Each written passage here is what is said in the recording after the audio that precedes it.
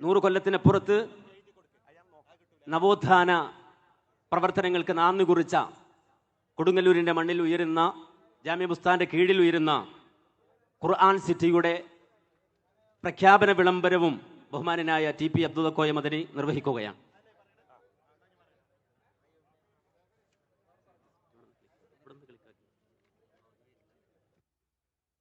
അല്ലാഹു Akbar,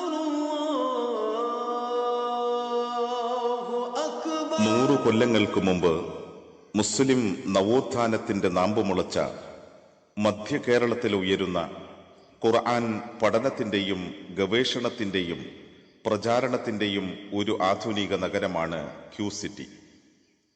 1968 June 1 Kerala Nadvathul Mujahideen general സെക്രട്ടറിയായിരുന്ന അബ്ദുൽ ലത്തീഫ് മൗലവിയുടെ അധ്യക്ഷതയിൽ പ്രഖ്യാപിക്കപ്പെട്ട തൃശൂർ ജില്ലയിലെ കയ്പമംഗലത്ത് നിലകൊള്ളുന്ന ജാമിഅ ബുസ്താനുൽ ഉലൂമിന്റെ 60ാം വാർഷിക പദ്ധതിയുടെ ഭാഗമായാണ് ഖുർആൻ സിറ്റി ഉയരുന്നത്.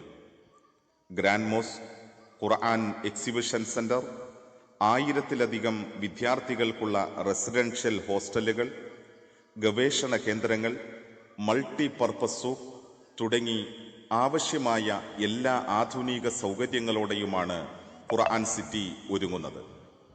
കേരള മുസ്ലിം നവോത്ഥാനത്തിന്റെ 100 കൊല്ലങ്ങളുടെ ചരിത്ര സാക്ഷ്യമായ മഹത്തായ ഈ സമ്മേളനത്തിൽ ഇസ്ലാമിക വിദ്യാഭ്യാസ നവോത്ഥാന രംഗത്ത് വിപ്ലവകരമായ ഇടപെടലായി ഉയരുന്ന ക്യൂ സിറ്റിയുടെ പ്രഖ്യാപനം അല്ലാഹുവിന്റെ നാമത്തിൽ നിർവഹിക്കുന്നു.